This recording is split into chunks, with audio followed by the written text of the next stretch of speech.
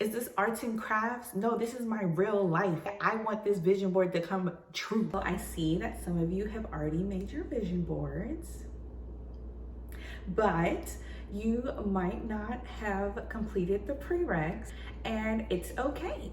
All of these tutorials and stuff, I choose to believe that they are girls, and that we're all on the same team, and that they just forgot to tell you what to do before you make your vision board.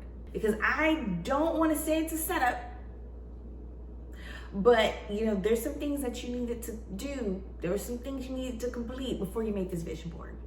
If you didn't, it's fine. Watch this video. It's gonna be a quick video, and then go back and fix it. I guarantee you're gonna need to fix it. All three of these things are things that people just don't do. I say two. Two of them are definitely things that people don't do. One, the last one, you might be like, oh, I'm already on that. I'm already on that. Because the girlies that come here, we're the healed girlies, we're the eldest daughters. Number 3 is nothing new to us. But the first two, anyways, let's begin. So the first thing that you need to do before you jump headfirst into your vision board planning and cutting up and gluing all the things is that you need to relax and reset. I know, I just said it, especially for the eldest daughters, the immigrant daughters. You're like, what? Relax and reset? You need to relax and reset. Especially for the girlies that just came out of hermit mode, the girlies that are just coming out of the healing process. Your first vision board might look a little rebellious. You just have all these visions and goals on there that is more of in spite of your old life or in spite of your old boundaries that you had on yourself, instead of what's authentically what you want to do. You might put on there, I want to cut my hair and I want to dye it. And there was a girl on TikTok who had a video that was so perfect where she was saying, please don't do that. Just wear a wig. Because most girls that do that, then a couple of months later, you buy $1,000 worth of extensions and you're clipping in all your clip-ins and to look exactly like how you looked before. Not for the girls that maybe you really wanted to cut your hair, that's fine. But for the ones that are saying, well, my mom never let me do that, or this was just not societally accepted within my position at my job, and I've always wanted to have bright pink hair, but you might fry your hair. Again, if this was a goal from your childhood, you know that this is from authentically you, this is serving your inner child, your inner teen, go for it. But if this is something that you're just like, I'm a rebel, which I was there. I had a really cute bob, and it was cute too. My hair was fly. I'm not gonna tell you, it was fly. And it did grow back. My hair grew back. For the girlies that do it anyways, it grows back. At least for me, it did. But that wasn't what I truly wanted to do. I didn't want to cut off my hair. I just was never allowed to cut my hair growing up. And so after I decentered my mom, I was doing all these different things. And I was like, I don't care about this. I just really don't care about this. Same thing with fashions and buying certain items and jewelry and dressing a certain way. And it was like, sometimes you need to do it to get it out of your system, but that's not really a goal or like a vision to put on your vision board. It's just like, oh, for this weekend, I'm gonna go and have really long nails because I was in an industry where it wasn't allowed and I wanted to get the crystals and the decorations, but it just wasn't allowed. And so now I'm gonna go do that. But that doesn't necessarily have to go on your vision board, because that is not something that, well, now we're rolling into number 2, but check your visions and check your goals and make sure that they're authentic to you. And if you feel like they're not, it's probably because you have not relaxed and reset. So just relax and reset. I'll probably put something down in the description below that you can download for free to help you with that.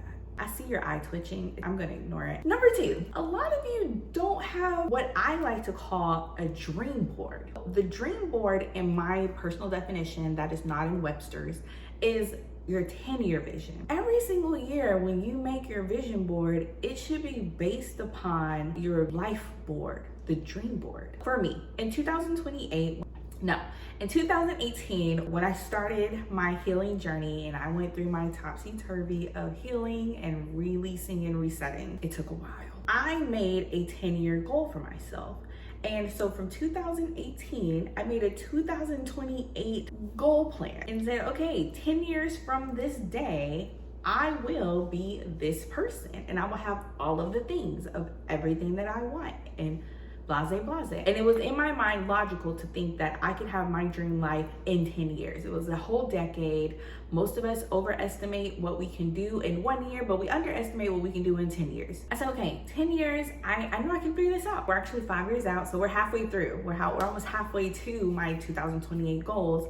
But from that 10-year vision plan that I have of myself, of my ultimate dream life, I look to that to make sure that I'm on track to hit those goals. And of course, anything that is updated, right? So maybe I wanted a Bugatti and now I'm like, I don't even like to drive. You can take that off. I probably need a chauffeur. Actually, let me switch that out. Looking to that 10-year plan, your goals should come from there.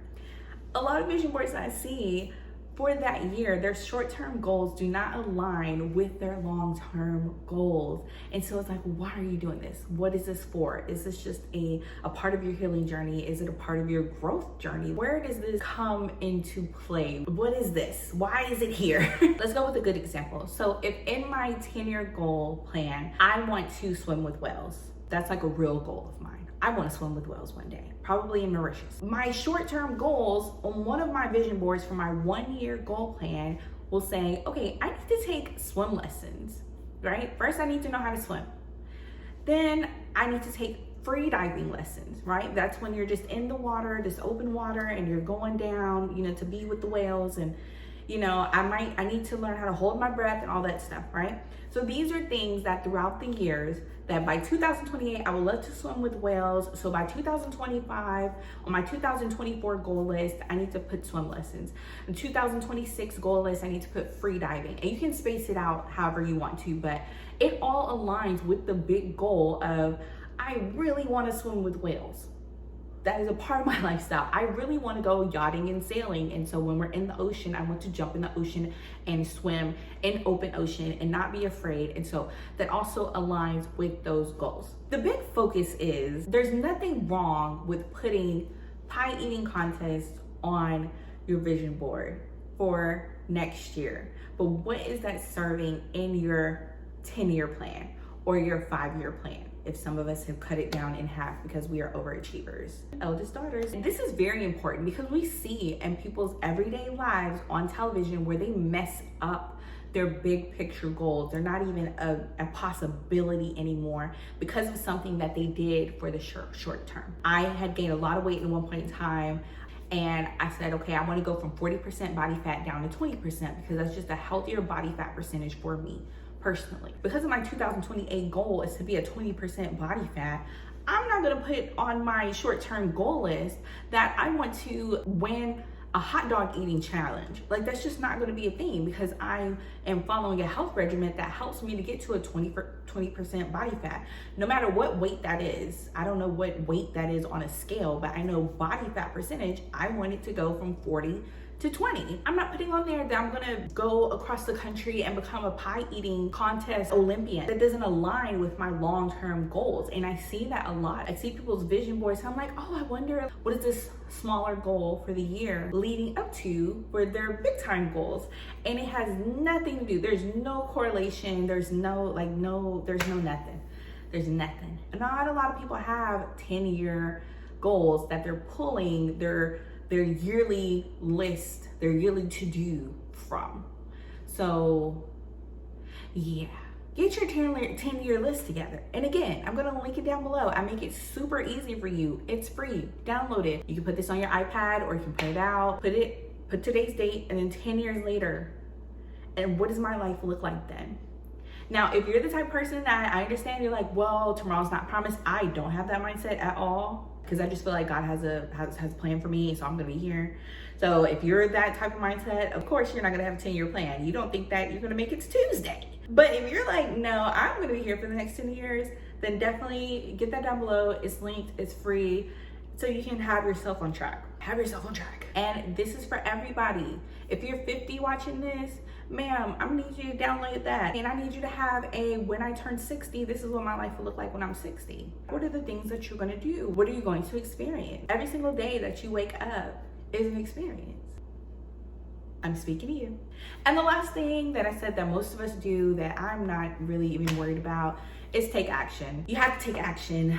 This is not just some pretty collage that we're putting together. This is our life. This is our lives, my loves. And so we're gonna take action. And of course, if you need assistance with that, I have a group coaching program where in the bio, you know, something always down below in the wording. Read the stuff. I pour my heart out down there for you in that description. So make sure you read it, get all of your free goodies, and redo those vision boards, because I know they're gonna need to be redone. If you would like for me to have a live vision board party, we can show up here on live in January or February and do an actual vision board party. It'd probably be in February, just to be honest. But in my opinion, I feel like January is for rest as well.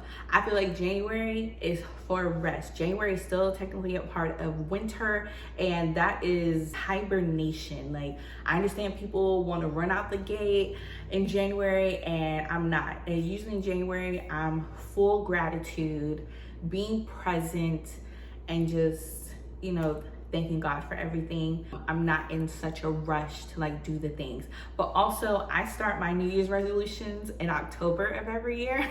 I'm a fall glow up girly, so that's probably why, to be honest. But anyways, I will see you tomorrow.